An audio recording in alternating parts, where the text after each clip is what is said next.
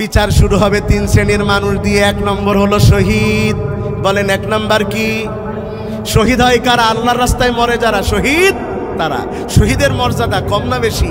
শহীদের 1 নম্বর মর্যাদা, আল্লাহ যারে তারে শাহাদাতের মর্যাদা দেয় না। ইমানের পরীক্ষায় উত্তীর্ণ যারা শহীদ হয় তারা। সুবহানাল্লাহ বলেন। 2 নম্বরে দুনিয়াতে যত মরণ আছে সেরা মরণ হলো শহীদের মরণ।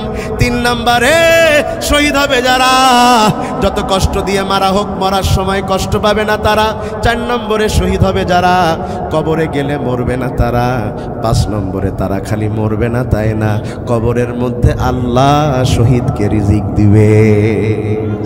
এত মর্যাদা যেই শহীদের, সেই শহীদের বিচার প্রথম শুরু হবে। আল্লাহ বলবেন আমি তোরে এত নিয়ামত দিয়েছিলাম, ফাআররাফাহু নি'মাহু ফাআরাফাহা, সেই নিয়ামতের শুকরিয়া তুই কেমনে আদায় করেছিস? সে বলবে আল্লাহ তোমার নিয়ামতের শুকরিয়া আদায় করার জন্য আমি তোমার পথে যুদ্ধ করেছি, তোমার রাস্তায় শহীদ হয়েছি। আল্লাহ বলবে মিথ্যা কথা, মিথ্যা কথা, তোর অন্তরের কথা দুনিয়ার লোক না জানলেও তো আমি আল্লাহ জানি। তুমি শহীদ হয়েছিলে এই জন্যে যে মানুষ তোমারে বড় বীর বলবে। তুমি রাস্তায় যে মোটামুটি ভাবজানি আর নিসাও, তুমি যে মরবাই টার্গেটও ছিল না, কিন্তু গুলি একটা লেগে মরে গেছো। কথা কয় না। এখন লোকে তোমারে কি কয়? শহীদ কয়।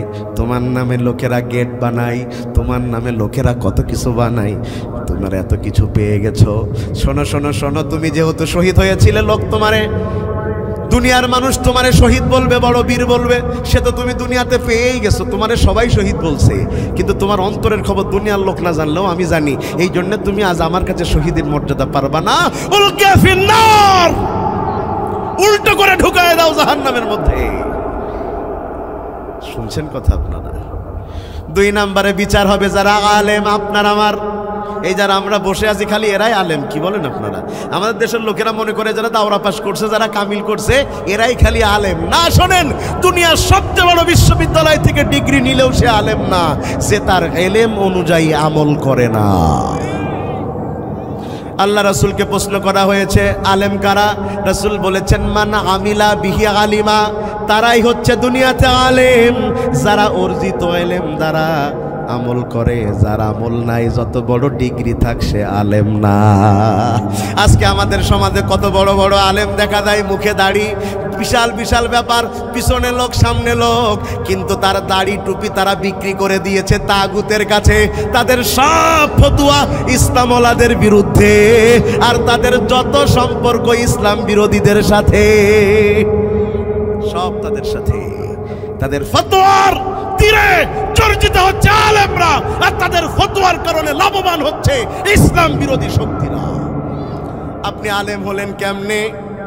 আপনি আলেম হলেন কেমনে? আপনি যে ব্যক্তি টাকার বিনিময়ে এলেম বিক্রি করে, ওর চাইতে বড় দালাল আর একটাও নেই ভাই। যে এলেম বিক্রি করে, শুনেন, ওই যে রাস্তার পাশে একজন চা বিক্রি করে, তারে আমরা চাওয়ালা বলি। রাস্তার পাশে জুতা বিক্রি করে, জুতাওয়ালা বলি। ফুচকা বিক্রি করে, ফুচকাওয়ালা বলি। এ তো ছোট ছোট ব্যবসা, তারপরেও তার একটা নাম আছে। আর যারা এলেম বিক্রি করে খায়, এদের কোনো নাম নাই, এরা এলেমওয়ালা নয়, এরা হচ্ছে দালাল। আল্লাহ বলবেন তুই আলেম হয়েছিলি কেন?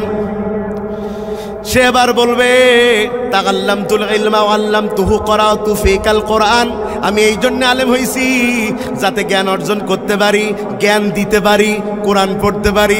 আল্লাহ কয় কাজ্জাবতা, মিথ্যা কথা, মিথ্যা কথা। তুই এলেম অর্জন এই জন্য করিস নাই যে তুই মানুষকে জ্ঞান দিবি, বরং তুই আলেম হইছিস সেই জন্যে যাতে মানুষ তোরে আলেম বলে। এখন নাই, আগে ছিল। আগে আমাদের অঞ্চলে ইমামদের বেতন থাকার না থাক সম্মান ছিল। কথা বলছেন না কেন? এই বাড়ির প্রথম মুরগির ডিম কে খাবে? কয় আল্লাহ। চাচা, আল্লাহ খায় না। বলেন, প্রথম মুরগির ডিম কাকে দিত? বাড়ির প্রথম লাউ কারে দিত? হ্যাঁ? আর এখন হুজুরের সামনে নিয়ে যায়, বলে হুজুর দেশি মুরগির যে দাম, আমি তাই পাতি নে। কথা কয় না। খাওয়া নাই, আগের মতো আলেমদের সম্মানও নাই, আগের মতো আলেমদের মর্যাদাও নাই। আলেমদেরকে মনে করছে এরা সমাজের মধ্যে 3য় শ্রেণী। গতকাল বাংলাদেশে একটা অবাক করা ঘটনা ঘটেছে, বলবো নাকি ভাই একটু? কি সেই ঘটনা? ঢাকাতে খতিব, ইমাম, মুয়াজ্জিনদের নিয়ে বিশাল সম্মেলন হয়েছে। জীবনে যেটা ঘটেনি কাল সেটা ঘটেছে। এই প্রোগ্রামে সর্বদলীয় দলের প্রধানরা অতিথি ছিল। অতিথি ছিল কে? বিএনপির ভারপ্রাপ্ত চেয়ারম্যান তারেক রহমান। অতিথি ছিলেন কে? জামাত ইসলামের আমির ডাক্তার শফিকুর রহমান। অতিথি ছিলেন কে? চরমনায়ের আমির ইসলামী আন্দোলনের সৈয়দ রেজাউল করিম। অতিথি ছিল নুরুল হক নূর। অতিথি ছিল নাহিদ ইসলাম। এইভাবে সব বড় বড় দলের লিডাররা অতিথি। সব উলামায়ে কেরাম সেখানে হাজির। উলামায়ে কেরাম একের পর এক তাদের দাবি বলে যাচ্ছে, আমাদের জন্য এটা করতে হবে, আমাদের জন্য ওটা করতে হবে। এটা মূলত তাদের স্বার্থের জন্য না, আলেমদের মর্যাদা ফিরিয়ে আনার জন্যে। আর প্রত্যেক বক্তা উঠছে আর বলছে, আমার দল ক্ষমতায় গেলে এটা করব, আমার দল ক্ষমতায় গেলে এটা করব, আমার দল ক্ষমতায় গেলে। প্রত্যেক দলে এই কথা বলতেছে। প্রত্যেক দল তো ভাই ক্ষমতায় ছিল, তা আগে করিনি কেন? কত মনে হয় বুঝাতে পারেননি মনে হয়। এই নির্বাচনের আগে মূল্য ঝুলাচ্ছেন কেন সবাই? আপনারা এটা বলেন না। শুধু আলেমদের বেতন বাড়ানোই দাবি নয়, বরং আলেমদের সম্মান নিশ্চিত করতে হবে। কারণ হাজার তারার মধ্যে তাদের যেই মর্যাদা, লাখো কোটি মানুষের মধ্যে আলেমের সেই মর্যাদা। দেন এই আপনার মসজিদে ইমামের বেশি দাম না মেম্বারের বেশি দাম? আন্দাজ ইমাম বললেন না, মেম্বার এক কথায় 9টা ইমাম বাদ দিতে পারে। কথা বলছেন না কেন? আপনার ওই ইউনিয়নের সবচেয়ে বড় মসজিদের ইমামের কথার বেশি দাম না চেয়ারম্যানের কথার? আপনি যতই বলেন সম্মানে হুজুর, কিন্তু দাম তো চেয়ারম্যানের। কারণ হুজুর চেয়ারম্যান বাদ দিতে পারে না, কিন্তু চেয়ারম্যান আমার মতো 1 কোটি হুজুর বন্ধ করে দিতে পারে। যদিও এখন তো ওই চেয়ারম্যান মেম্বার কিছু নেই, কদিন পরে হবে, সে ওয়াজ পরে। যদি কোনো চেয়ারম্যান এখন থাকতো আর ও যদি জানতো আমি তার বিরুদ্ধে বলতো যে জীবনে ঢুকতে দেবো না। কথা বলে না, এই ইউনিয়ন আমার, এই ইউনিয়ন আমার, এই ইউনিয়ন তোমার বাবার। আল্লাহর কথা চলবে জমিনে জমিনে, কারোর জন্য কোরআনের কথা তো বন্ধ হওয়ার কথা নয়। তো ইমামের চাকরি যায় কেন? ইমাম সুদখোরের বিরুদ্ধে বলেছে। সুদখোর বলছে এ হুজুর না তাড়ানি পর্যন্ত আমি হজ করবো না। ভাই রাগ করতেছেন মনে হয় আপনারা। আমাদের মসজিদগুলোতে দেখবেন টাকাওয়ালাদের বড় দাম। টাকা আছে যার, চেয়ার আছে তার। ঠিক কিনা? আছে দেখবেন। ও চাচা, আপনার মসজিদে যদি কোনো মদখোর মদ খেয়ে ঢোকে, টাল মারতে মারতে ঢুকতে দেবেন? কি করবেন? ঘায়ে তো ঘাট ধরি। আর শ্যামনগরের এক চাচা বলছো রক্ত খোলে দে বাইরে যাবো। তো একটা মদখোর যদি এই মসজিদে ঢোকে, মদ খেয়ে আপনি ঢুকতে দিবেন না। অথচ মদ খাওয়ার চাইতে বড় গুনাহ হচ্ছে সুদ খাওয়া। কথা বলে না কে? মদ খাওয়ার চাইতে বড় গুনাহ সুদ খাওয়া। মদখোর মদ খাইছে তাই মসজিদে ঢুকতে পারে না, আর টাটকা সুদখোর সুদের টাকা গুইনে পকেটে পুরে মসজিদে ঢুকছে মুসল্লি হিসাবে না, সভাপতি হিসাবে। শুনেন, এই সমাজে টাকা আছে যার, চেয়ার আছে তার, চরিত্র না থাকতে পারে, টাকা থাকলেই হবে। এটা দুনিয়ায়, কিন্তু আল্লাহর কাছে না। ভাই আপনারা রাগ করতেছেন মনে হয় আমার কথায়। রাগ করলেও কব, না করলেও কব।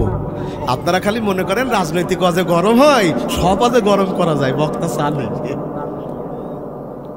শুনেন শুনেন, ওই যে সূচের ছিদ্র দিয়ে উট প্রবেশ করা যেমন অসম্ভব, হারাম টাকা দিয়ে মসজিদ চালিয়ে জান্নাত যাওয়া তার চাইতে অসম্ভব। সুদের টাকা আছে বলে মসজিদ বানাই দিয়েছেন। আর আমাদের দেশের বেশিরভাগ মসজিদ মাদ্রাসা হয় দেখবেন ওই যে বড় দান মারতে পারে, যে 5 কোটি টাকা মেরিয়ে দিচ্ছে, এখন তো গুনাহ তো হবে, তো সোয়াবও তো করা লাগবে। তো সোয়াব করার জন্য বলছে 1 কোটি টাকাতে মসজিদ করে দে। ওই 4 কোটি টাকা মেরিয়ে দিলে 1 কোটি টাকাতে মসজিদ করে সোয়াব আর গুনাহ সমান সমান করে। হ্যাঁ, কথা মনে হয় বোঝেননি। সাইদি সাহেবের একটা ওয়াজ মনে পড়ে গেল, তা বলবো ভাই? আমার ওয়াজ না, কার ওয়াজ? সাইদি সাহেবের। তো সাইদি সাহেব হুজুরের নাম বললাম বলে কি রাগ হলো নাকি ভাই? যদি রাগ করেন তাহলে তো ভাই কলজে পৌঁছে গেছে আর কি। তো আল্লামা সাইদি হুজুর ওয়াজ করতেছেন, ওয়াজটা শুনে আমি অনেকক্ষণ হেসেছিলাম। আর তার কথা ভাই আর আমাদের কথা ওই মানে দ্বিতীয় সাইদি তৃতীয় সাইদি 1 কোটি নম্বরে গেলেও আল্লামা সাইদির 1 মিনিটের ওয়াজের সমান কারোর হবে না। তো সাইদি সাহেব ওয়াজ করতেছেন, এক চোর কি এক চোর বলেছে। আর আমাদের সমাজে এখন ঘরে ঘরে চোর, চোর বাদ দিলি তো লোক নেই চাচা। তো চোর চুরি করে, জুমার নামাজও পড়ে না। বউ একদিন বলল, দেখো এমন একজনকে স্বামী হিসাবে পাইছি যে চোর, তো চোর হলেও তো মানুষ মাঝে মধ্যে নামাজ পড়ে, তা তুমি একটু যাইতে পারো না? বলতে চুরি করি কি আর নামাজ পড়লে কবুল হবে? বলছে কবুল পরে তো দেয়, জুমার নামাজে না যাস পরে বাপের বাড়ি চলে যাবো। ও চিন্তা করলো তাহলে জুমার নামাজে যাওয়া দরকার। জুমার নামাজে গিয়েছে চোর, ঢোকার পরে মনটা একটু ভালো হয়েছে মসজিদের মধ্যে। তো ওয়াজ করতেছি ইমাম সাহেব ওই দিন, ওয়াজের বিষয় হলো কুরবানির গুরুত্ব। কিসের গুরুত্ব? এত সুন্দর করে কোরআন হাদিস দিয়ে কুরবানির গুরুত্ব হুজুর ওয়াজ করেছে। ওয়াজ শুনে চোরের মন গলে গেছে, হুজুরও কান্দে চোরও কান্দে। কি শুনে? কথা বলে না, কি শুনে? এবার হুজুর বলছে, আমার এই ওয়াজ শোনার পরে কুরবানি দেবেন কারা কারা? হাত তোলেন তারা তারা। সবাই তো তুলেছে, চোরও তুলেছে। আপনাদের মাঝে মধ্যে বলি না যে নামাজ পড়বেন কিনা কিনা, হাত তোলেন, তোলে আর বলে হুজুরির জ্বালায় গুনাহ এমনিই বেশি হচ্ছে, এমনিই পড়িনে এক গুনাহ, হাত তুলিয়ে বারবার ওয়াদা করায় আর এক গুনাহ। তো এখন ওয়াদা করে বাড়ি চলে এসছে, আবেগ যখন কেটে গেছে তখন বোর বলছে সব তোর দোষ, আমি তো মসজিদে যাইতেই চাই নাই, আজকে গেলাম, যাওয়ার পরে হুজুর আজে এই বললো, হাত তুলতে বললো, তুললাম, এখন ওয়াদা তো করে ফেলেছি, আমি কুরবানি দেবো কি করে? আমার তো খাওয়াই হয় না বলে চুরি করি। বউ আবার খুব বুদ্ধিমতী, বউ বলছে যে যা করি খাই সে তাই করে কুরবানি দেবে। যে চাকরি করে সে চাকরির টাকা দিয়ে কুরবানি দেয়, যে ব্যবসা করে সে ব্যবসার টাকা দিয়ে কুরবানি দেয়, তা যে চুরি করে সে চুরির টাকা দিয়ে কুরবানি দেবে, এ তো সোজা কথা। তা বলতেছ তা চুরি করবা করবা, কিন্তু এলাকায় করবা না, তাহলে লোক ধরে ফেলবে, দূরিত্বে করবা। চলে গেছে দূরের মাঠে। সেই আমলে এইভাবে তো গরু ছাগল চুরি হতো না, মাঠে ছেড়ে দেওয়া থাকতো। গরু একখান চুরি করে নিয়ে আল্লাহর ওলি ঈদের আগের দিন রাত্রি বাড়ি চলে এসে নামাজ শেষ। চোর বলছে, হুজুর আমার গরু কুরবানি দিয়ে উদ্বোধন করা লাগবে। হুজুর বলতেছ তোর খাওয়া হয় না, গরু পালি কনে? চোর বলছে, হুজুর এই তো 2 নম্বরে চুরি করি যাও।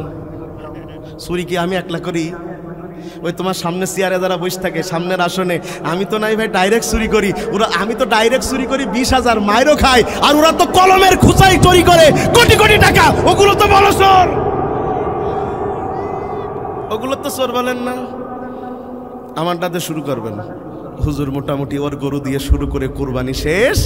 এখন কুরবানি শেষ হয়ে যাওয়ার পরে সবাই আলাপ শুরু করেছে, চার দোকান গরম হয়ে গেছে যে হুজুর যদি চুরি করা গরু কুরবানি করে তার পেছনে কি নামাজ হবে? কেউ কিন্তু বলতেছে না যে চোরের কুরবানি হবে কি, বলছে হুজুরের পেছন নামাজ হবে কি। মানে মানুষের ফতোয়া সেদিকে, অসহায় লোক যেদিকে। হুজুর বলতেছ, ভাই আমি করলাম কুরবানি, তাতে যদি ইমামতি না হয় তো তোরা ও ধর যে চুরি করে। বলতেছ, না হুজুর তুমি জেনে শুনে করলে কেন? শুনতেছেন আপনারা কথা নাকি?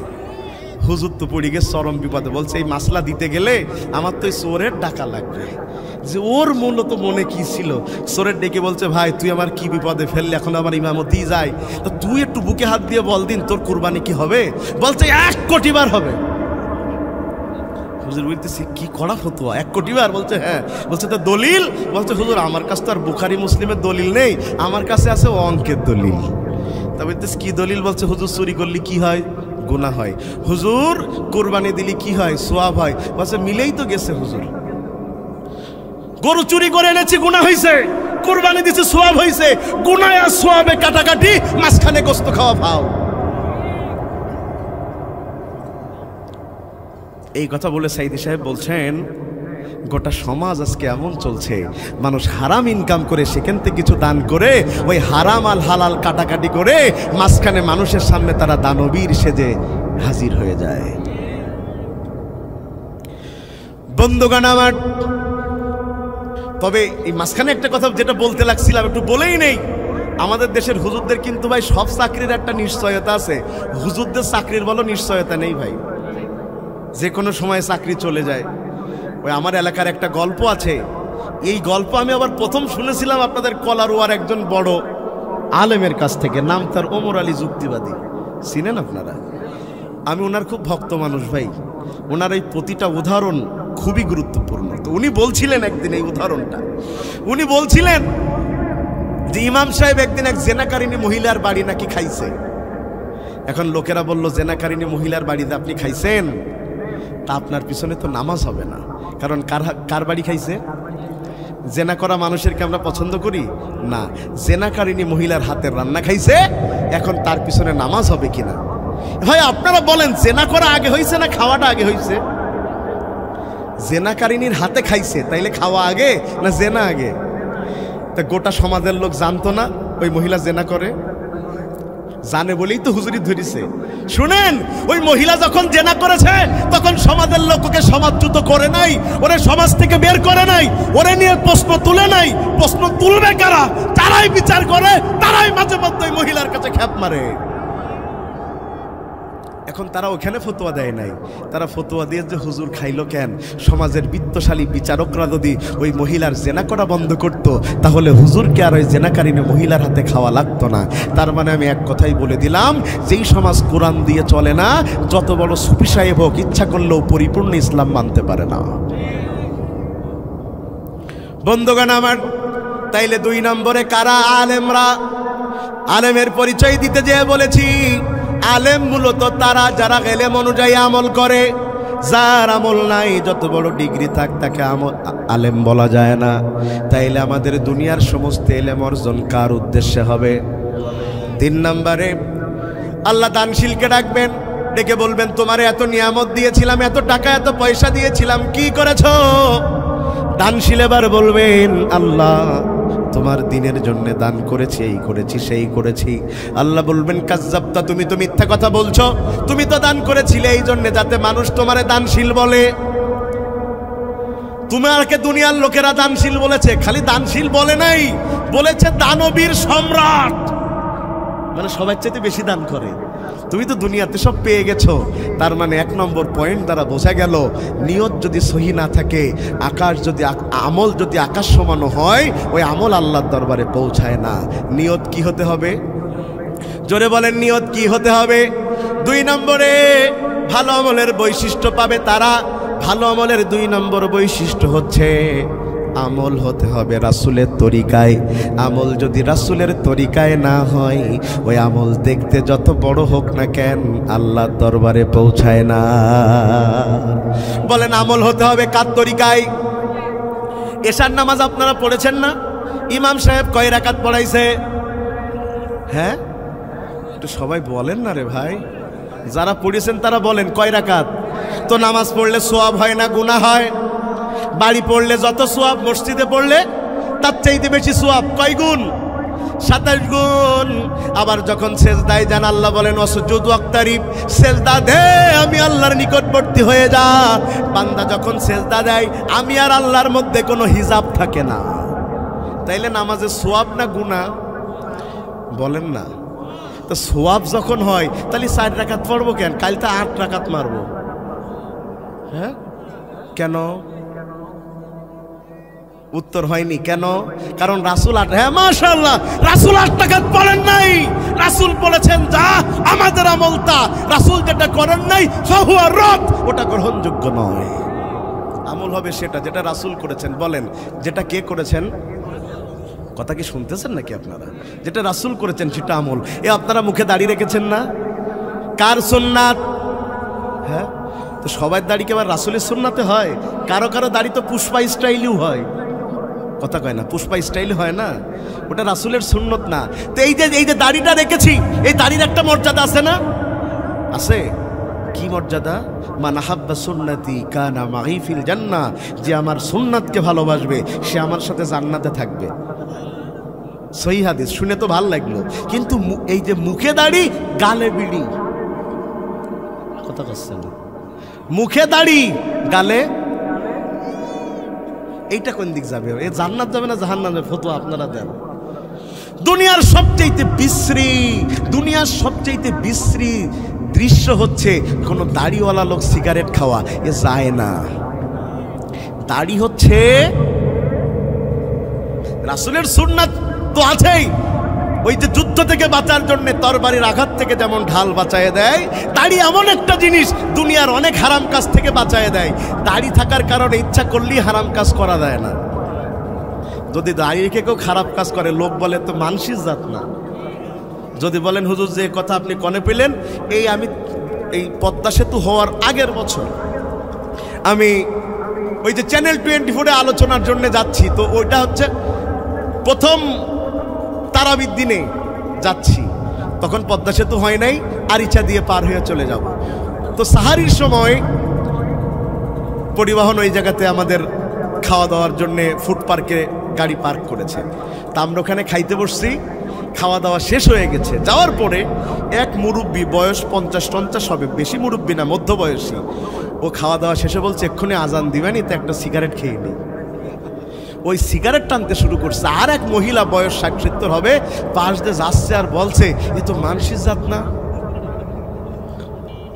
সেহরি করে বিড়ি ধরাইলো। গ্রামের মহিলা বলে ফেলেছে, আর এই লোকটা এত লজ্জা পেয়েছে, বিড়িটা ফেরিয়ে দিয়ে বলছে মা, আমি ওয়াদা করছি জীবন থাকতে আর বিড়ি খাবো না, তুমি আজকে আমার শিক্ষা দিয়ে দিছাও। আমি তো মনে করিলাম মারামারি করবে না, তা আল্লাহ হেদায়েত দিয়েছে। দুনিয়ার সবচেয়ে খারাপ দৃশ্যর একটা, দাড়ি রাখা, মুখে বিড়ি তোলা। ঠিক বলবেন কি করে, বিড়ি তো খাই আমরা, কি বলেন? অনেক শ্রোতা দেখা যায় ওই মাহফিলে ঢুকার আগে ওইখানে বিড়ি ফেলে পা দিয়ে ডুলে ঢুকিছে।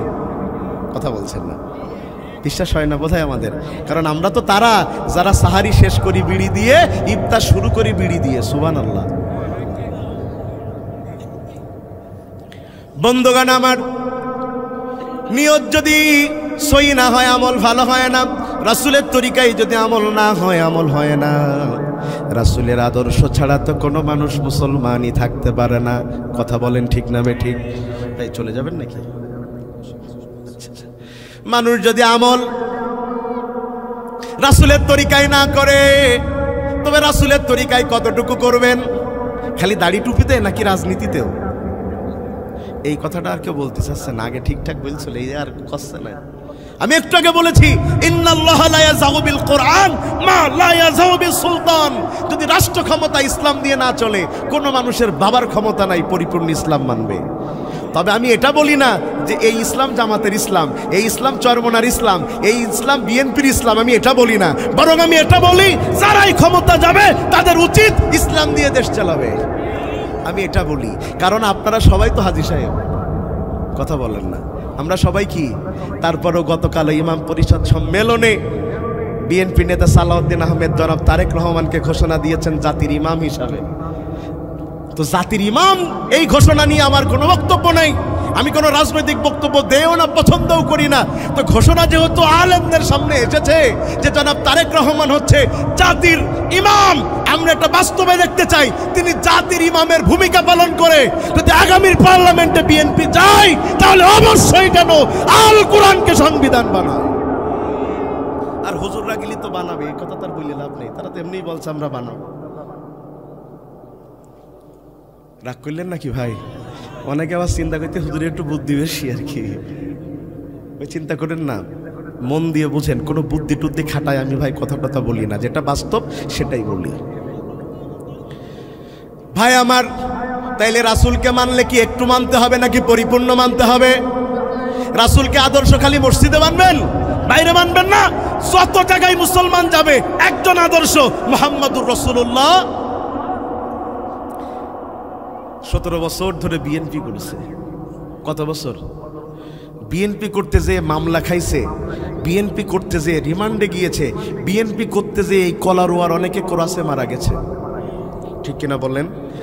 এতটা মন দিয়ে বিএনপি করেছে, তারপরেও এত মারধরের পরেও বিএনপি ছাড়েনি। এমন বিএনপির কর্মী হাজার হাজার আছে না নাই? এমন বিএনপির কর্মী 5 তারিখের পরে দেশ এখন ভালো যাচ্ছে। বিএনপির জনসভায় উঠে বললে দেখো আমি বিএনপির জন্য জেল খেটেছি, বিএনপির জন্য মামলা খাইছি, বিএনপির জন্য আমি পরিবার ব্যবসা ধ্বংস হয়ে গেছে, আমি বিএনপিরে বড় ভালোবাসি, আমার জীবন থাকতে আমি বিএনপি ত্যাগ করব না। তবে আমার একটা ছোট্ট বক্তব্য, আমি এত মন দিয়ে বিএনপি করলেও আমি শহীদ প্রেসিডেন্ট জিয়াউর রহমানকে আমি আমার আদর্শ মানি না। ওরে কি মঞ্চে রাখবে না লাথি মেরে ফেলে দেবে? যে তুমি কিসের বিএনপি করো, তুমি কিসের ত্যাগী নেতা যে বিএনপি করে, অথচ প্রেসিডেন্টের সাথে প্রেসিডেন্ট জিয়াউর রহমান শহীদ প্রেসিডেন্টকে যে কিনা আদর্শ মানে না, সে কোনোদিন বিএনপির কর্মী হতে পারে না। কথা মনে আমি বুঝাতে পারছি না আপনাদের? মানে যে দল করা লাগে সেই দলের আদর্শ আছে না? এখন আওয়ামী লীগ, তো আওয়ামী লীগের লোকজন আছে কিন্তু নেতা নেত্রীরা তো দেশে নাই, অধিকাংশ কোথায়? ভারতে আছে। এখন পালাইছে টালাইছে আমি তা করছি না ভাই, দেশে নেই, কথা তো ঠিক। তারপরেও শেখ হাসিনা ফেরবে মনে করে শেখ হাসিনার লোকজন মিছিল মিটিং করছে না, কথা বলে না। জয় বলছে কলারোয়া বাজারে, আর বাংলা বলছে ঝাউডাঙ্গা বাজারে, যেই কথা কয় না। জয় বলছে কোথায়, কলারোয়ায়, আর বাংলা বলছে কোথায়। তারপরেও মিছিল করছে, ঠিক না? এমন আওয়ামী লীগ করা লোক যারা কিনা এখন বাড়ি নাই, যদিও তারা 17 বছর বাড়ি থাকতে দেয় নাই, এই জন্য তারা থাকতে পারছে না। তো এমন আওয়ামী লীগ করা লোক যদি সে বলে আমি মরে যেতে শিকার, আওয়ামী লীগ ছাড়বো না, কিন্তু আমি শেখ মুজিবুর রহমানকে আদর্শ মানি না, ওরে কি দলে রাখবে? এরশাদ চাচার দল যারা করে, সেও যদি বলে আমি, এরশাদ চাচা চেনেন তো আপনারা, যে এই দল করি কিন্তু এরশাদরা আমরা আদর্শ মানি না, লোক বলবে তুমি কিসের জাতীয় পার্টি করো যে এরশাদকে আদর্শ মানো না? জাতীয় পার্টি করতে হলেও যদি এরশাদের মতো লোককে আদর্শ মানা লাগে। আপনি বলছেন আমি নামাজ পড়ি, আমি রোজা রাখি, আমি হজ করি, আমি যাকাত দেই, আমি এত কিছু করি, তাইলে আমি কি রাসূলের আদর্শের লোক না? না, রাজনীতিতে যে রাসূলকে আদর্শ মানে না, সে ইসলামের কর্মী থাকতে পারে না। এটা স্বীকার করে না, এটা বুঝতে চায় না, এটা বোঝা দরকার। রাসূলকে আদর্শ মানা লাগবে এক জায়গায় না সব জায়গায়, এক জায়গায় না সব জায়গায়। আল্লাহ মানার তৌফিক দান করুন। রাসূল যে আমল করেন নাই সে আমল গ্রহণযোগ্য নয়, সেটা দেখতে যত চকচক করুক, অবশ্যই ওই আমলের পিছনে রাসূলের দলিল থাকতে হবে। আমলের যদি না থাকে ওই আমল গ্রহণযোগ্য হবে? জোরে বলেন, ওই আমল গ্রহণযোগ্য হবে না। দলিল থাকতে হবে, তাও যে সে দলিল থাকলে হবে না, শক্ত দলিল থাকতে হবে, দলিল হতে হবে সহি। ধরে নেন আমার ঢাকা শহরে 5 শতক জমি আছে গুলশানে, সত্যি সত্যি নেই বলো ভাই, ধরে নেন। এখন এই জমি প্রতি শতকের দাম 5 কোটি, এখন 5 শতকের দাম কয় কোটি? 25 কোটি। আমি বললাম এই জমিটা আমি মাত্র 1 লাখ টাকায় বিক্রি করে দেব, তা আপনারা কি কেনার জন্য চেষ্টা করবেন না? যার টাকা নেই সে বলবে নাই তাই কি ঠ্যাঙা মারাতে তুলবো, কথা বলে না, তাও তুলবে ভাই। এখন তো ভাই আমার চেয়ে ফকিরের টাকা বেশি। সেদিন এক ফকির, এই মানে 8-10 দিন হবে, আমার কাছে এসে বলছে হুজুর আমি এক বিপদে পড়েছি। বলছি কি? বলছে আমার ব্যাংকে 3.5 লাখ টাকা রইস, তাকে জাকাত দেওয়া লাগবে। আমি বলছি তোর ফকির বলি কিটা? আমি এবছর মাদ্রাসার কাজ করতে যেয়ে প্রায় 12.5 লাখ টাকা ঋণ হয়েছি। আমি একটা মাদ্রাসা চালাই এককভাবে, কোনো দান টান নেই না, তো 12.5 লাখ টাকা আমি ঋণ হয়েছি। আমি বললাম ভাই আমি তো ঋণ, আর তোর উদ্বৃত্ত 3.5 লাখ, তুই ফকির তো তুই না, ফকির তো আমি। তো বলতেছে হুজুর তো আমার এখন কি করতে হবে? আমার তো তোমার তো জাকাত দিতে হবে। তো কি হিসাবে? আমি বললাম এই যে শতকরা 2.5 টাকা। ও বলছে হুজুর তাহলে 3.5 লাখে তো মেলা টাকা আসে, তার মানে ফকিরদেরও টাকা, কথা বলে না, ফকিরদেরও টাকা আছে, মাশাআল্লাহ। তো সে এবার কোন কথা বলছিলাম? ফকিরের টাকা না, আগেরটা দলিল। তো জমি আপনারা তো যাবেন, যে কেউ কেনার জন্য যাবেন না। দেখা গেল যে লক্ষ লক্ষ মানুষ জমেছে, কারণ 25 কোটি টাকার জমি 1 লাখে লক্ষ লক্ষ মানুষ সামনে জমে গেছে। আমি বললাম দেখো জমিটা বড় সুন্দর, একেবারে বর্গাকৃতির, ওখানে জমিটার সব ঠিক, মাপজোক সব ঠিক আছে, ওখানে যে জমি কিনেই বাড়ি করা যাবে, রাজুকের অনুমোদনও আছে, সব ঠিক, খালি দলিলে একটু সমস্যা রয়েছে। ওই জমি কেনার জন্য কিরা কিরা থাকবেন, একটু হাত তোলেন দেখি ভাই। ওই যে লোকটা কিছু বোঝে না, যে লোক বলে হুজুর যা বলে আমি তাই করি, আমি টিপসই দিয়া লোক বাবা, ওইসব কি আমি বুঝি? ও লোকটাও দৌড় মারতাম, বলছে ভাই দৌড় মারতেছেন কেন? বলতে হুজুর টিপসই দিই তাই কি হয়েছে, আমি না বুঝি, ফিরোজ হুজুর তো বোঝে। কথা বলছেন না কেন?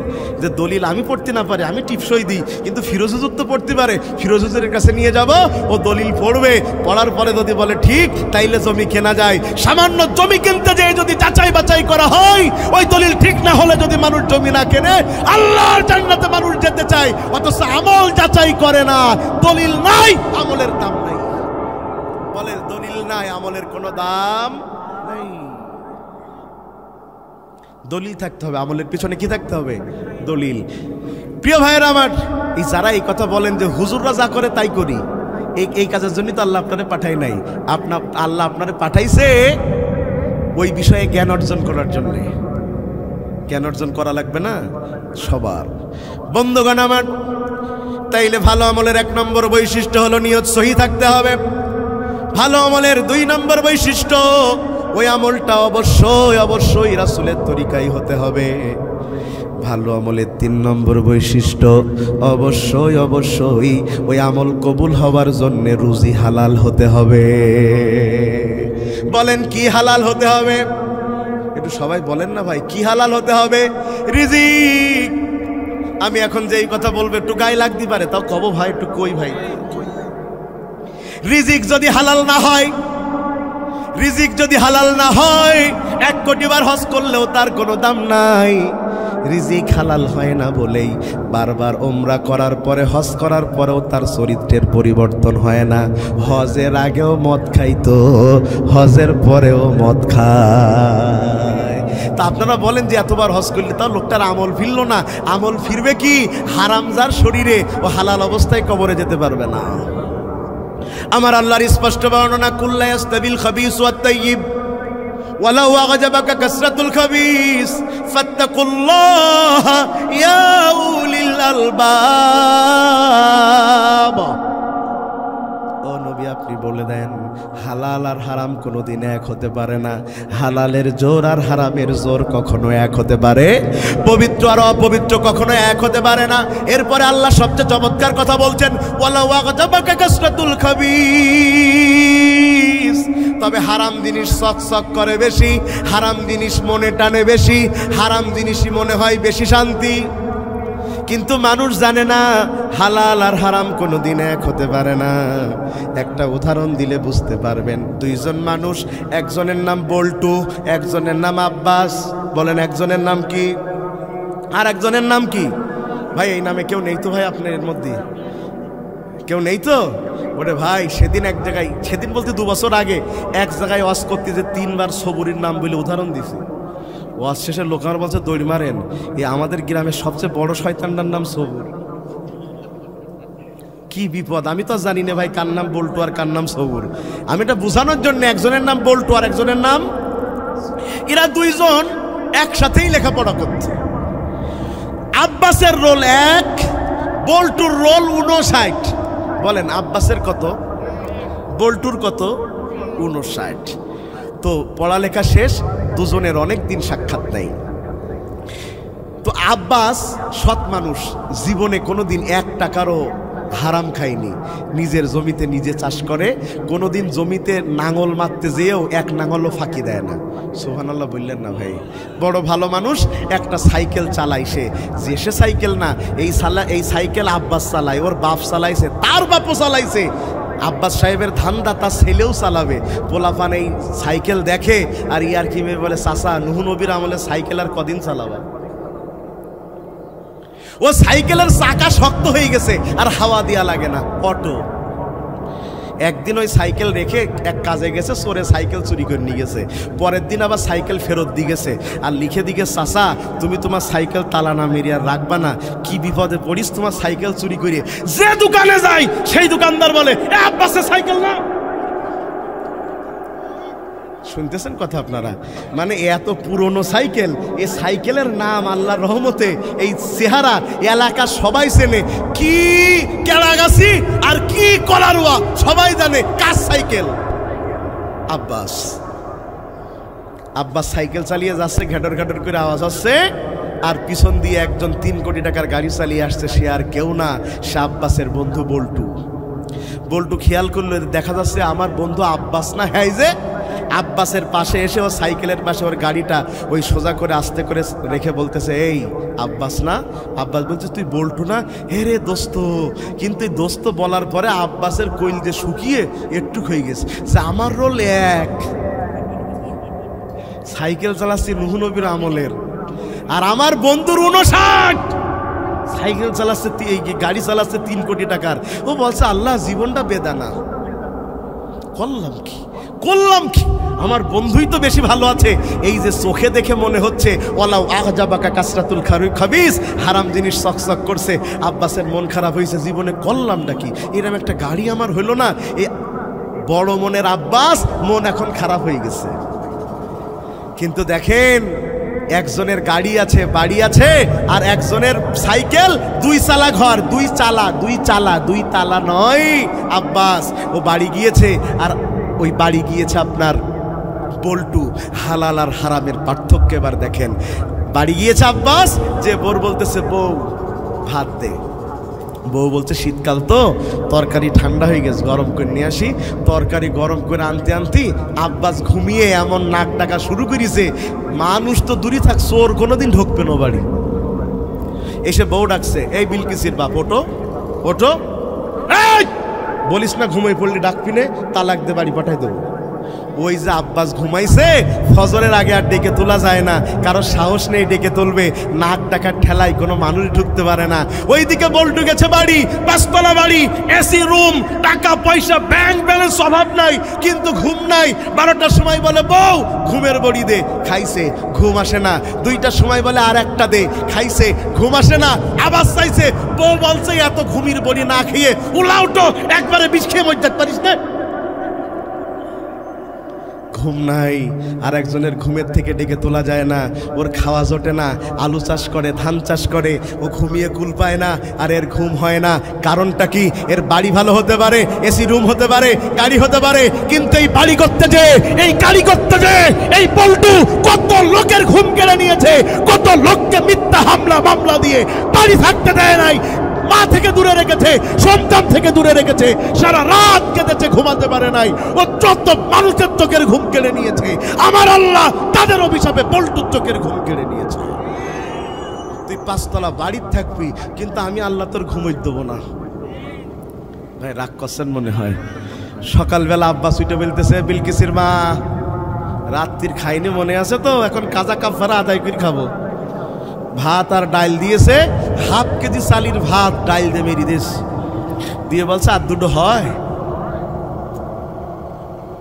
বউ বলতেছ তুমি বুড়ো হয়েছাও, এখনো বড় হওনি। বলে মানে? বলছে এখন আমাদের ছেলে পিলে আছে, ওটা দিতে হবে না। বলছে তাহলে তুই 2 গ্লাস পানি দে। 2 গ্লাস পানি খেয়ে বলছে আল্লাহ ভাগ্যিস তুমি দুনিয়ায় পানি দিলে, নাই আমার পেট ভরতো কি করি। ওদিকে বল্টুর বাড়িতে সকালবেলা পোলাও, বিরিয়ানি, কালিয়া, কুত্তা, কুরমা, সেন্ট একেবারে ভুরভুর করতেছে। ওই সেন্ট একেবারে সোজা সুজি চলে গেছে হুজুরের বাড়ি। হুজুর বলতেছে এ রান্না বল্টুর বাড়ি ছাড়া কারোর বাড়ি সম্ভব না। বল্টুর বাড়ির এই রান্না বল্টুর বাড়ির ড্রাইভার খায়, দারোয়ান খায়, রান্নার মহিলাটা খায়, কাজের ছেলেটা খায়, সবাই খাইতে পারে। টেবিল ভর্তি খাবার, ফ্রিজ ভর্তি খাবার, কিন্তু যার টাকায় কেনা উনি খাইতে পারেন না। সোফার উপরে বসে আছে কাজের ছেলেটাই এতটা খাবার খাই। লোকটার চোখ দিয়ে পানি পড়ে। ও খালু কাঁদো কেন? আমি তোমার বাড়ির কাজের ছেলে, একটু বেশি খাই দেখে তুমি মনে হয় কাঁদতেছো, তোমার সম্পদ কমে যাচ্ছে বলে কাঁদে। আর বলে না আমি চিন্তা করি তুই একটা কাজের লোক, তোর কোনো টাকা নাই, তারপরেও গামলা গামলা খাবার মেরে দিলে তোর কোনো কষ্ট হয় না, আর আমার টাকাই কেনা, আমি তাকিয়ে থাকি, আমি খাইতে পারি না। ও যে খায় না মোটে তা না, সারাদিন 2খন রুটি খায়। বলতেছে ডাক্তার 2টো রুটি কি দিয়ে খাবো? মাটন নাকি বিফ? কয় কলেরা যদি হয়ে মরতে চাও খাও, যদি তুমি বাঁচতে চাও খাবা ঠিক আছে সুজি দিয়ে, কিন্তু খবরদার চিনি দেওয়া না। চিনি বাদে বানানো হচ্ছে খাবার, 2টা রুটি দিয়ে দিন যায়। এত খাবার খাইতে পারে না, কেমনে খাবে? বল্টু এই খাবার, তার খাবার করার জন্য, এত টাকা করার জন্য কত মানুষের মুখের খাবার কেড়ে নিয়েছে, কত মানুষের ব্যবসা বন্ধ করে দিয়েছে, কত মানুষের কাছে এত পরিমাণ চাঁদা দাবি করেছে, চাঁদা দিতে না পেরে শাটারে তালা মেরে দিয়েছে, কত মানুষের মিথ্যা মামলা দিয়েছে। 1-2টা মাত্র গাই গরু যা দুধ হয় সেটা দিয়ে সংসার চলে, সেই গাই গরু বিক্রি করে ছেলের মামলা চালানো লেগেছে। ঠিক কিনা বলেন? এই যত মানুষকে সে কষ্ট দিয়ে তাদের মুখের খাবার কেড়ে নিয়েছে, ওদের অভিশাপে আল্লাহ বল্টুর খাবার কেড়ে নিয়েছে। এই জন্যে দেখবেন বেশি ঘুষ খায় যারা, এদের ছেলেপিলে ঠিকঠাক মানুষ হয় না, হয় পাগল হয়, নাই খুড়া হয়, নাই কালা হয়, ম্যাক্সিমাম। কারণ হারামের ফল শুধু বাপ ভোগ করে না, তার অধস্তনরাও ভোগ করে। এই জন্য নৌমান ইবনে বাশির বলেন আল হালালু বাইয়িন আল হারামু বাইয়িন, হালাল সুস্পষ্ট, হারাম সুস্পষ্ট। বান্দা তো জানে কোনটা হালাল কোনটা হারাম। নিজের ঘরের বউ হালাল, পরের বউ এটা জানে না কে। তারপরেও সমাজে কেন পরকীয়া বন্ধ হয় না? মানুষ হারাম জেনেও যখন হারাম বেশি বেশি করে, ওই সমাজে তখন ভূমিকম্প আসে।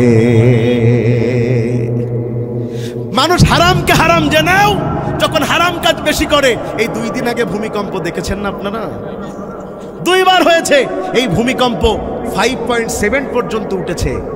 মানুষেরা এই শুনেন, ভূমিকম্প 5.7 পর্যন্ত উঠেছে।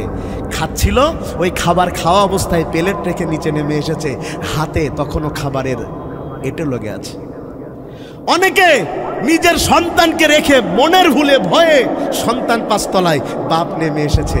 ওই যে আমরা বলি যে হাসরের দিন সন্তান বাবার কথা মনে থাকবে না, মায়ের ছেলের কথা মনে থাকবে না। অনেকে বলেন কি গাল গল্প হুজুরেরা শুরু করেছে।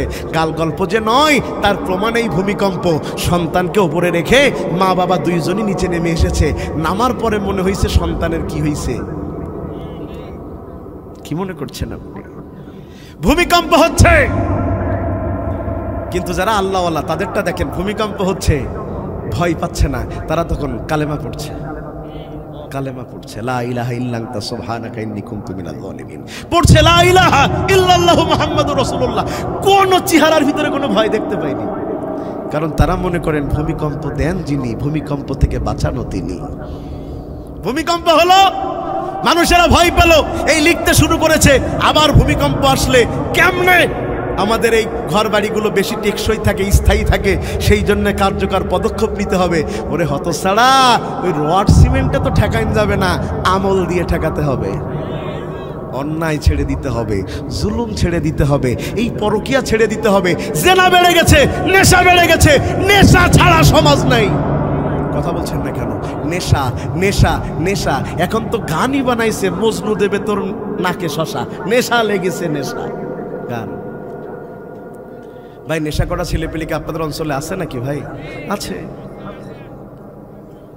যা তা খাচ্ছে না, যেটা খাচ্ছে এর নাম বাবা। এর নাম কি? সবাই বলেন না কি নাম? বাবা খাচ্ছে, বাবা। ইয়াবার ওই ঠিক হয়েছেন আর কি, আবার নেশা করছে। শোনেন, নেশা একটা পরিবারকে ধ্বংস করে দিতে পারে। বলেন নেশা কি করতে পারে? একটা পরিবারকে ধ্বংস করে দিতে পারে। আলোচনা সেদিকে নয়, অন্যদিকে যাচ্ছে। আল হালালু বাইয়িন ওয়াল হারামু বাইয়িন। হালালও সুস্পষ্ট, হারামও সুস্পষ্ট। মুসলমান যারা হালালকে গ্রহণ করে তারা। বন্ধুগণ আমার, 4 নম্বরে যেই পয়েন্টটা বলবো, বড় কঠিন, হৃদয়টাকে নরম করেন। 4 নম্বরে আমল ভালো হবে তাদের। এই আমল তারা করবে এই চিন্তা মাথায় রেখে যে আমল আমাকে জান্নাত দিতে পারবে না, আমাকে জান্নাত দিতে পারবে কেবল আল্লাহর রহমত। সুবহানাল্লাহ বলেন। আমলে কখনো জান্নাত পাওয়া যায়? এই জায়গাটা খুব মন দিয়ে একটু শুনেন, খুব মন দিয়ে শুনেন। আমল আপনি কতটা আমল করতে পারবেন? 24 ঘন্টায় 24 ঘন্টা আপনি কোনো অন্যায় করেননি, একেবারে নিষ্পাপ। কে কে আছেন হাত তোলেন দেখি ভাই। কি হচ্ছে? ওদিকে তাকাচ্ছেন কেন? কি হয়েছে? কি হয়েছে? আমার দিকে তাকান। আপনারা ওদিকে তাকাচ্ছেন বলে আমারও তাকান লেগেছে। নারায়ে তাকবীর। জীবনেও গুনাহ করেননি এমন কে কে আছেন হাত তোলেন তো। হাত তুলতে পারবো কেউ আমরা? কিন্তু বাংলাদেশে একজন আছে যে জীবনেও গুনাহ করিনি। নামটা বলবো ভাই? তার নাম হচ্ছে আব্দুল লতিফ সিদ্দিকী। বাড়ি হচ্ছে টাঙ্গাইল। সে সাবেক বস্ত্র পাট মন্ত্রী ছিল, আওয়ামী লীগের প্রেসিডিয়াম সদস্য ছিল। হজ নিয়ে কটূক্তি করার কারণে তাকে তখন মন্ত্রণালয় থেকে বাদ দিয়ে দেন তৎকালীন সরকারি দল। তো ওই লোকটা বলছে আমার কোনো গুনাহ নেই। কেমনে বলছে জানেন? এরকম মাহফিলে গিয়েছে, সবাই হাত তুলেছে, উনি হাত তুলতে রাজি না। তো কেন হাত তুলবেন না? বলছে আমি যে হাত তুলে আমিন আমিন বলবো, আমার তো কোনো গুনাহ নেই, তা মাপ চাবো কি জন্য? আপনাদের কি মনে হয় দুনিয়াতে কি এমন কোন মানুষ আছে যার বর্তমানে গুনাহ নাই? আল্লাহর হাবিব বলেন কুল্লু বানি আদম খাত্তা খায়রুল খাত্তাইন আত-তাওয়াবুন। দুনিয়াতে এমন কোন বনি আদম নাই যার ভুল নাই, তবে সবচেয়ে ভালো ভুলকারী হচ্ছে সে যে আল্লাহর বান্দা ভুল করার পরে আল্লাহর কাছে তাওবা করে। তো যেই কথা বলছিলাম, আমল দিয়ে জান্নাত পাওয়া যায় না, কারণ আমলের তুলনায় আমাদের ভুল বেশি। বনি ইসরাইলে একজন লোক ছিল, সহিহ বর্ণনা, কোনো গালগল্পনা, রিয়াজুস সালেহিনের বর্ণনা। এত বেশি আমল সে করেছে, তার আমলের ফলে আল্লাহ খুশি হয়ে তার মুখে বরকত দিয়েছে, সে দোয়া করলেই কবুল হয়। সুবহানাল্লাহ বললেন না রে ভাই? মুস্তাজাবুদ দাওয়া। আমাদের এখন অনেকে বলে যে এখনকার হুজুরদের আগের মতন আমল নেই, ওরা ফু দিলি আর কাজ হয় না। এই কথা বলে ভাই আমাদের, বলছে আগের হুজুররা ফু দিলি নাকি বোতল ফেটে যেত। শুনেছেন না আপনারা? তো বলতেছে হুজুরদের আমল নেই। আমি বললাম কেন নেই? বলছে হুজুররা যাত্রার বাড়ি এখন খায়, ও হিসেব কিতাব করি তো খায় না, এই জন্যই হুজুরদের মুখ আগের মতন কাজ করে না। আমি বললাম ভাই ফতোয়া নিজের দিক নিয়ে গেলেন। এই যে আমাদের ফুই কাজ করে, এটা আমাদের মুখের দোষ না, এটা আপনাদের শরীরের দোষ, কারণ এমন হারাম ঢুকাইছেন ফু মারলেও কাজ করতে না। ভাইয়েরা আমার, লোকটা হলো মুস্তাজাবুদ দাওয়া, যা দোয়া করে তাই কবুল হয়ে যায়। এখন সে আর ইবাদত করতে পারে না, মানুষ সারাদিন তার বাড়ি পড়ে থাকে, হুজুর দোয়া করেন। সে এই বিপদ থেকে বাঁচার জন্যে পাহাড়ের উপরে ঘর করেছে, সেখানে সে আমল শুরু করেছে, জিকির আজকার শুরু করেছে, সহিহ বর্ণনা, সে সেখানেই থাকবে। রিয়াজুস সালেহিনে বর্ণনা করা হয়েছে, যখন সে উপরে উঠে ইবাদত করা শুরু করেছে, আমার আল্লাহ তার উপরে এত খুশি হয়েছে, লোকটার যেন খাবারের সমস্যা না হয়, এজন্যে পাহাড়ের বুক চিরে আমার আল্লাহ ডালিম গাছ বানিয়ে দিয়েছে। মানুষটাকে যাতে পাহাড় থেকে নেমে গোসলের জন্যে, ওযুর জন্যে, খাওয়ার জন্যে পানি খুঁজে বের করতে না হয়, সেই জন্য আমার রব, আমার আল্লাহ তার ওই পাহাড়ের বুক চিরে, পাথরের পাহাড়ের বুক চিরে আমার আল্লাহ ঝর্ণা বহমান করে দিয়েছেন। কারণ ওই মানুষটা সেজদা দিয়ে কার জন্যে কাঁদে? তার হৃদয়ে আল্লাহর বড় ভয়, সারাটা রাত দিন সেজদা দিতেই থাকে, ইবাদত করতেই থাকে। এত ভালো আমলদার মানুষ এবার মারা গিয়েছে। মারা যাবার পরে লোকটাকে আল্লাহ বলছেন ফেরেশতাদেরকে, যাও আমার এই বান্দা যে কিনা এত আমল করে মারা গিয়েছে, যাও যাও যাও, তাকে আমার রহমত দিয়ে জান্নাতে পাঠায়া দাও। সুবহানাল্লাহ বললেন না? যখন এই কথা ঘোষণা আসলো তার জান্নাতে যাওয়া লাগবে আল্লাহর রহমত দিয়ে, সে আবার ঘুরে দাঁড়িয়েছে, দাঁড়িয়ে বলছে কাইফা হাযা ইয়া রব, হে আমার রব এটা কেমন কথা? সকাল থেকে সন্ধ্যা, সন্ধ্যা থেকে সকাল, রাত দিন 24 ঘন্টা ইবাদত করেছি আপনার, জেনে বুঝে কোনো হারাম হারাম কাজ আমি করি নাই। এত আমল করার পরেও আমি আমল দিয়ে জান্নাত পাবো না, আপনার জান্নাত দিয়ে কেন পেতে হবে? আমার তো আমল দিয়ে আজকে জান্নাত পাওয়ার কথা। আমার আল্লাহ বলছেন ফেরেশতারা আমার বান্দা কি বলে দেখো। সে বলতে চাই সে এত আমল করেছে, আমার রহমতের নাকি প্রয়োজন নাই, প্রয়োজন নাই, প্রয়োজন নাই। যা রে যা, আমার বান্দাকে নিয়ে যা, দাড়িপাল্লা আনার পরে দাড়িপাল্লার এক পাশে ও যত আমল করেছে আমলটারে রাখ, আর এক পাশে আমি আল্লাহ ওরে যে নিয়ামত দিয়েছি, আল্লাহর নিয়ামতের তো শেষ নাই। পা থেকে মাথা নিয়ামত কার? জোরে বলেন না নিয়ামত কার? আমার আল্লাহ বলেন এত বেশি নিয়ামত দিয়েছি, ওয়াইন তাগুদ্দু নি'মাতাল্লাহি লা তুহসুহা, কিয়ামত পর্যন্ত চেষ্টা করেও আমার নিয়ামত গণনা করে শেষ করতে পারবা না। সুবহানাল্লাহ, সুবহানাল্লাহ। আল্লাহ বলছেন আমি যে চোখে দেখার নিয়ামত দিয়েছি ওটা একটা পাল্লাই দে, পা থেকে মাথা সব না, খালি কি চোখের নিয়ামত এক পাশে, ওর সারা জীবনের আমল এক পাশে। এ আল্লাহর বান্দারা, দেখা গিয়েছে ওর আমলের তুলনায় চোখের নিয়ামতের ওজন বেশি হয়েছে। আমার আল্লাহ বলছে বান্দা যদি এক চোখের নিয়ামতে আমল শেষ হয় এবার জান্নাত যাবি কেমনে? ওই পাবনায় একজন অন্ধ বক্তা ছিলেন, নাম তার আলতাফ হুসাইন। অন্ধ ছিলেন, অন্ধ। ওয়াজ করতে গিয়ে জিজ্ঞাসা করলাম চাচা তিনি মারা গিয়েছেন, আল্লাহ থেকে জান্নাত দান করুন। বললাম চাচা আপনি যে চোখে দেখেন না, আপনার কি কোনো আফসোস আছে? চাচা বলছে বাবা এই চোখে আমি দেখি না, এই নিয়ামতটা পাই নাই। তোমরা বলো আমার জামা সাদা, তাই আমি বলি সাদা। তোমরা বলো আমার জামা কালো, তাই আমি বলি কালো। আমি আসলেই জানি না। যে আমি কি পড়ে আছি, তোমরা যেটা বলো সেটা আমি চোখে দেখি না। চাচা আফসোস কি লাগে না? চাচা বলছে কেন আফসোস লাগবে? সুম্মা লাতুসআলুন্না ইয়াওমাইযিন আনিন নাঈম, কিয়ামতের দিন সব নিয়ামত সম্পর্কে আল্লাহ এক এক করে জিজ্ঞাসা করবে। যখন আমার চোখের নিয়ামতের হিসাব আসবে তখন আমি তো বেঁচে যাব, কারণ আমি এই চোখ দিয়ে ইচ্ছা থাকলেও কোনো অন্যায় করতে পারিনি। সুবহানাল্লাহ বললেন না রে ভাই? আমি চোখ দিয়ে কোনো অন্যায় করিনি, চোখ দিয়ে দেখিও নি। এই চোখের নিয়ামতের হিসাব আমার দেয়া লাগবে না, এই জন্য আমি আফসোস করি না, বরং আমি খুশি হই এই জন্যে যে অন্তত চোখের হিসাব কম হলেও এর বিনিময়ে আল্লাহ আমাকে জান্নাত দিতে পারে। অথচ বান্দা আল্লাহ তোমারে এত রহমত দিল, এ বান্দা শুনে নেন, কথা একেবারে শেষের দিকে শুনে নেন, শুনে নেন, শুনে নেন, খুব মন দিয়ে বুঝেন এই কথাটা, শেষ কথা। বান্দার আল্লাহর নিয়ামত ছাড়া কোনো উপায় নাই, উপায় নাই। আল্লাহ ছাড়া বান্দার কেউ নাই। এটা কি বিশ্বাস করেন নাকি আপনি? নিয়ামত খাই কার আমরা? বলেন নিয়ামত খাই কার? জোরে বলেন না কার? এই যে আপনারা যে জমিনে বসে আছেন, এটা একটা মাটির জমিন। এই জমিনে গাছ আছে না? এই গাছ এক সময় গাছ ছিল না। এক সময় কি গাছ ছিল নাকি? এক সময় বীজ ছিল, বীজ। ওই জমিনটা আপনি আলগা করেছেন কিছু একটা দিয়া করে, ওই জমিনের মধ্যে একটু সার দিয়েছেন, একটু পানি দিয়েছেন, দেওয়ার পরে একটা বীজ, যেই বীজ চোখে দেখে না, যেই বীজ কানে শোনে না, যেই বীজ মুখে কথা বলতে পারে না, একটা বীজ, ওটা আপনি পুঁতে দিয়ে এসেছেন। 3 সপ্তাহ পরে দেখতেছেন ওখানে একটা গাছ হইয়া বাতাস এসে দোল খেতে শুরু করে।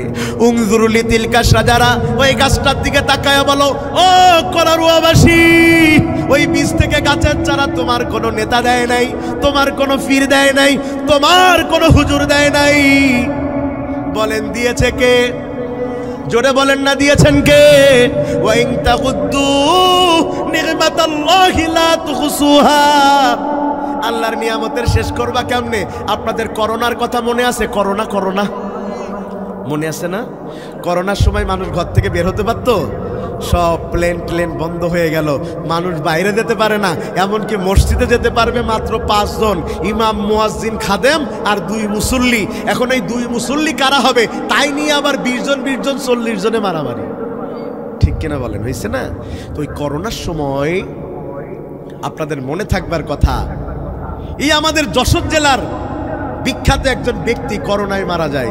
সেটা হলো আকিজ গ্রুপের ব্যবস্থাপনা পরিচালকদের মধ্যে একজন, তার নাম হলো মমিন উদ্দিন, যিনি কিনা এই খুলনা বিভাগের সবচেয়ে বড় মাহফিলের আঞ্জাম করতেন বেজের ডাঙ্গায়।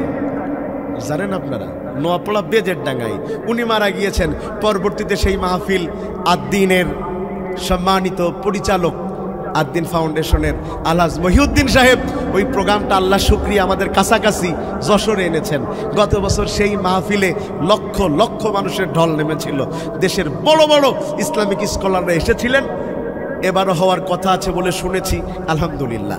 তো আমি ওই বেজের ডাঙ্গার মাহফিলে আল্লামা তারিক মোল্লা সাহেবের একবার দাওয়াত করে দেওয়ার জন্য তারা আমার সাথে যোগাযোগ করলো। তো আমি যোগাযোগ করালাম। তারেক চাচা আমাকে বললেন, এই মাহফিলে তুমি কিন্তু আমার সাথে যাবা। আমি বললাম চাচা আমার তো মাহফিল আছে। বলে সব বাদ, আমার সাথে মাহফিলে যাওয়া লাগবে। আমি মাহফিলে গিয়েছি।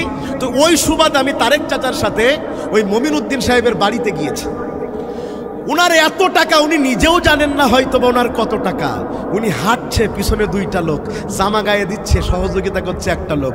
উনি জুতো খুললে ওই জুতো তুলে নিয়ে র্যাকে রাখতেছে আর একটা লোক। শুনতেছেন কথা? কত টাকার মালিক। ওই মমিন উদ্দিন সাহেবের করোনা হলো, কি হলো? চিকিৎসা হলো কোথায়?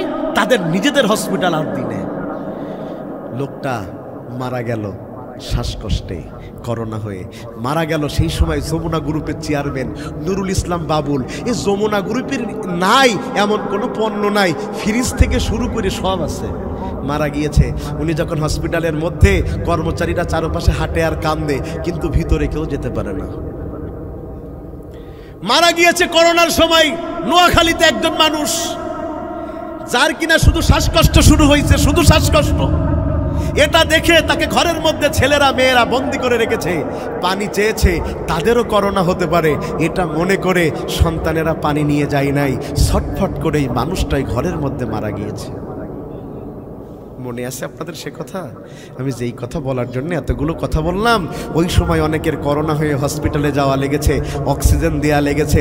যখন 14 দিন 15 দিন পরে ওখান থেকে বের হয়েছে, এক একজনের বিল হয়েছে 3.5 লাখ টাকা, 4.5 লাখ টাকা, 5 লাখ, 7 লাখ, 8 লাখ টাকা, কম বেশিও হয়েছে সরকারি চিকিৎসায়। শুনেন, এই শ্বাসকষ্টের কারণে, করোনার কারণে হসপিটালে 15 দিন থাকলে যদি একটা মানুষের 5 লাখ টাকা বিল দিতে হয়, এই মানুষ 70 বছর জীবন পেয়েছে। যদি আল্লাহ অক্সিজেনের জন্য তার কাছে বিল নিত 100 বছর, কেন একদিনও বাঁচার ইচ্ছা হতো না। ওয়াইন তাগুদ্দু নি'মাতাল্লাহি লা তুহসুহা। বান্দা, সুতরাং আল্লাহর কোন কোন নিয়ামতকে স্বীকার করবা? ভাই, এই আমি কথা বলছি কি দিয়া? কথা কয় না, কি দিয়া? গলা দিয়া। আমার আগে খাদেম ভাই গজল গাচ্ছিলেন না, মায়ের গজল শুনতে ভালো লাগছিল। আবার অনেক এই যারা ভালো গজল গায়, এরা গজল গাওয়া শেষ হলেও জনগণ সামনেতে কি বলে? অনমোর, অনমোর। কথা কয় না। আর একজনের গলা হচ্ছে কাওয়ার মতো, কা কা করে। ও মঞ্চুইটে গান গাচ্ছে, লোক বলছে নো মোর, নো মোর, আর একটাও গাবি না, গাইলে তো জমিনের মধ্যে গিরে আলাবো একেবারে। দুজনেরই কণ্ঠ, একজনের শোনার জন্য অনমর অনমর করছে, আর একজনেরটা গাইলে পরে লোক বলছে আর গাইস না। এই যিনি গাইতে পারেন এই কণ্ঠ, এটা তার বাবা বানিয়ে দেয়নি, এটা আল্লাহ দিয়েছে। ডক্টর জাকির নায়েককে আপনারা চিনেন? কথা বলে না। ওনারও তো একটা মাথা নাকি 7টা? একটাই তো নাকি? ফিরোজ ভাইয়ের কয়টা মাথা? আমার কয়টা? সাইদি সাহেবের একটা, সবার একটা, কিন্তু মাথার এই ক্ষমতা সবার এক নয়। যখনই প্রশ্ন করা হয় এমন ভাবে জাকির নায়েক উত্তর দেয়, মনে হয় যেন সব সফটওয়্যারগুলো বসানো। খালি ওই যে আমরা এখন মেসেঞ্জার কি বলে একটা ডিজিটাল এখন কি বেরোইছে, চ্যাট জিপিটি, ওটাতে লিখলেই চলে আসে কোথায় কি একটা অ্যাপস। মনে হচ্ছে যেন জাকির নায়েকের মাথায় এই অ্যাপস ঢোকানো হয়েছে। ও যা বাইবেল এই, গীতা এই, কোরআন এই এই এই, হাদিস এই এই, লোক বলছে কি করে। আবার অনেকে আছে আমার মতো, সে মোবাইল হোটেলে থুয়ে খেয়ে দিয়ে চলে আইসি, 1.5 ঘন্টা পরে মনে পড়েছে মোবাইল নেই। আমারও ব্রেন, সবার ব্রেন এক না। এই যে একজন মানুষ অনেক বেশি কথা বলতে পারলো, এটা আমি দিয়েছি। কে দিয়েছেন? আল্লাহ। ওয়াইন তাউদ্দু নি'মাতাল্লাহি লা তুহসুহা। এই ফিরোজ আহমেদ আজাদি ভাই হেঁটে যায় এই রাস্তা দিয়ে, লোকেরা সালাম দেয়, মনে করে একটা ভালো মানুষ আমাদের প্রতিনিধি হবে, মানুষ তার কাছে চলে আসে। আবার অনেক মানুষ রাস্তা দিয়ে হেঁটে যায়, মানুষ বলে আল্লাহ ওর সামনে পড়া মানে কি যে এইটে মেরে ফেলবেন আল্লাহ, ওই পেছন দিয়ে দৌড়াইতে। কথা বলছেন না কেন? এটাই হলো নিয়ামত। কথা কি বোঝাতে পারছি আমি ভাই? এই যত মাইকেলা আছে, সব মাইকেলার মাইকির একই একরকম ভাই। কারোরটা খুব ভালো, প্রতিদিন দাওয়াত, আর কারোরটা চলে না। এই যে যোগ্যতা এক একজনের এক এক রকম দিয়েছেন কে? প্রিয় ভাইয়ের আমার, আমরা তাহলে বলছিলাম ভালো আমলের বৈশিষ্ট্য। 1 নম্বরে কি বলেছি? নিয়ত সহি হতে হবে।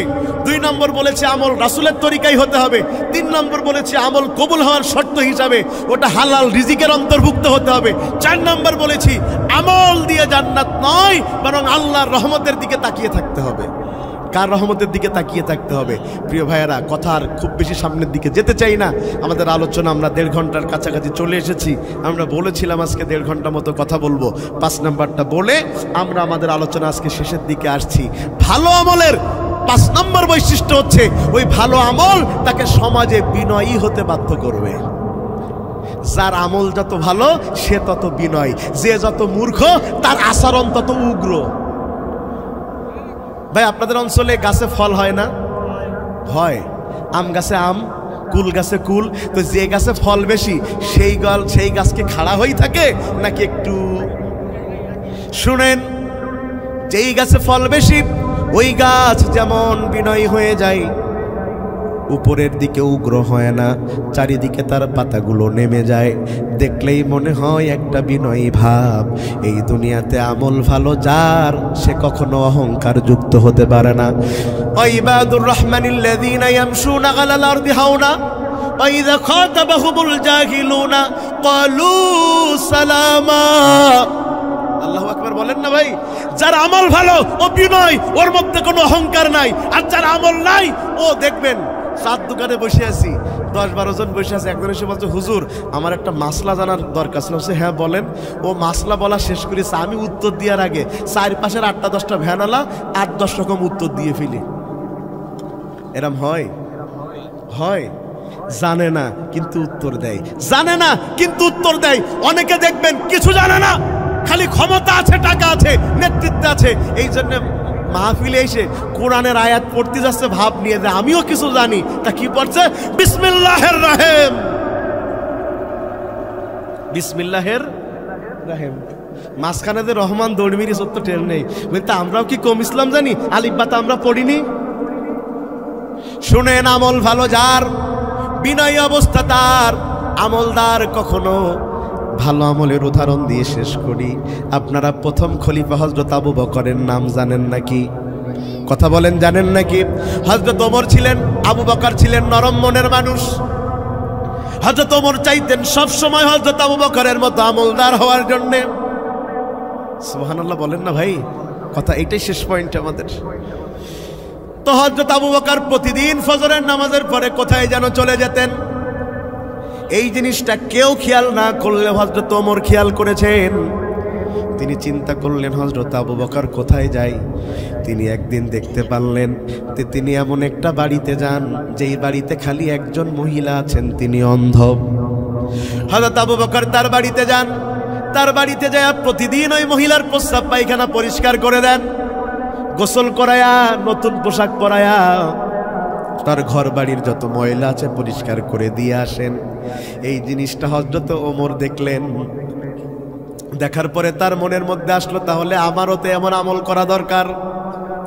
তিনি একদিন তিনি হযরত আবু বকরের আগে চলে গেলেন, যে তার আগে যেই আমি পরিষ্কার করতে রেডি করে আসবো। সুবহানাল্লাহ বলেন না রে ভাই?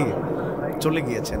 আজকেও তিনি গিয়েছেন, মহিলা তো অন্ধ, দুর্বল, তাকে তিনি যেইভাবে হযরত আবু বকর গতদিন করেছেন তিনি তো সব দেখেছেন, সেইভাবেই তিনি সব করছেন। হযরত ওমর যখন চলে আসবেন তখন ওই মহিলাটা ডাক দেয়া কয়, তুমি কে? হযরত ওমর বলছেন তুমি কে মানে? বলে অন্যদিন যে আসে সে আজকে আসেনি। ওমর বলছে তুমি তো আমারে দেখোনি, আমি এর আগে কথাও বলিনি, তুমি তাইলে বুঝলে কেমনে এতদিন যিনি আসেন আর আজকে যিনি এসেছেন তিনি এক নন। এবার ওই মহিলাটা বলছেন আমি দুর্বল বলে আমার শরীরে যেন আঘাত না লাগে, এজন্য যেইভাবে অন্য দিনের লোকটা আমারে ধরে আজকে তত নরম হাতে তুমি আমারে ধরো নাই।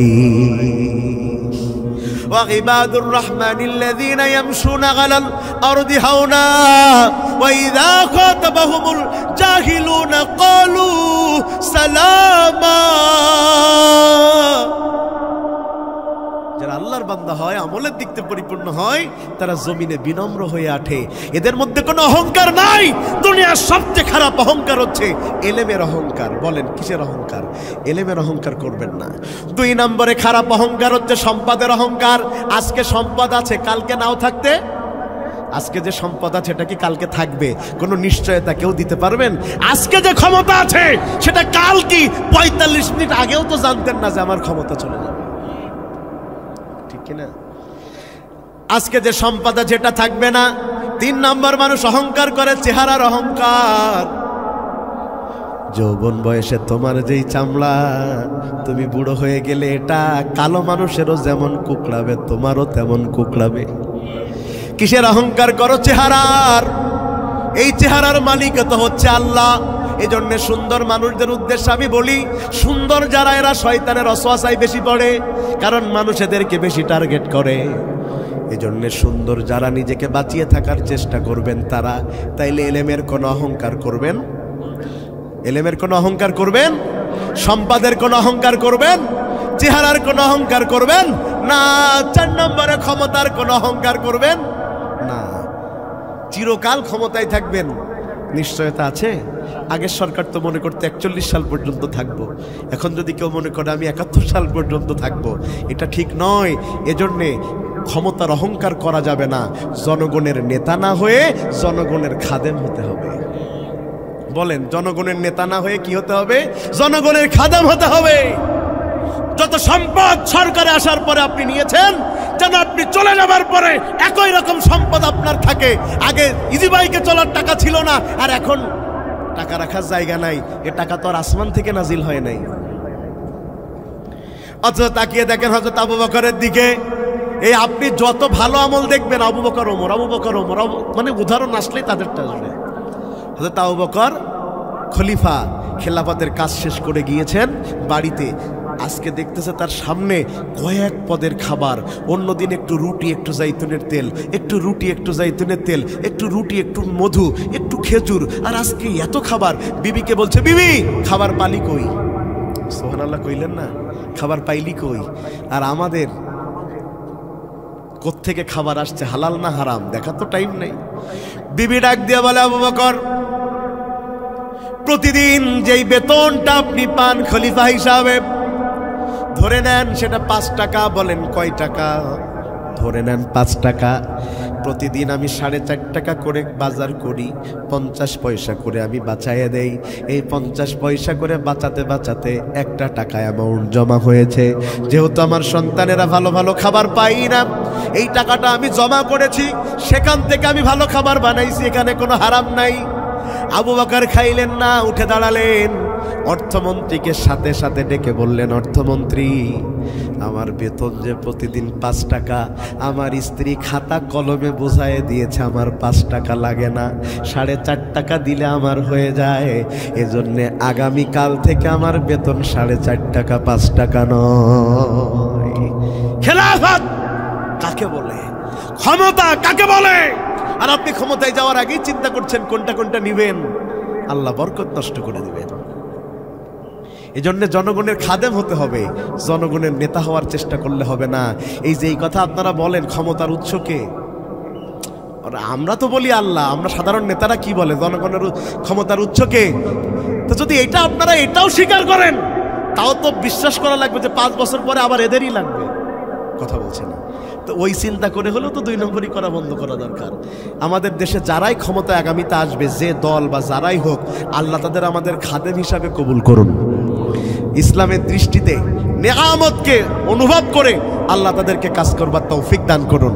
আমরা আজকে ভালো আমলের 5টা বৈশিষ্ট্য বলেছি। 1 নম্বর বলেছি নিয়ত সহি, 2 নম্বর বলেছি রাসূলের তরিকায়, 3 নম্বর বলেছি হালাল রুজি, 4 নম্বর বলেছি ওই আমলটা আল্লাহ মানে আমল দিয়ে নয়, আল্লাহ রহমত দিয়ে জান্নাত, আর 5 নম্বরে বলেছি এই আমলদার ব্যক্তিরা সমাজের মধ্যে নম্র হবে, নরম হবে। আল্লাহ আমাদেরকে আমল করবার তৌফিক দান করুন।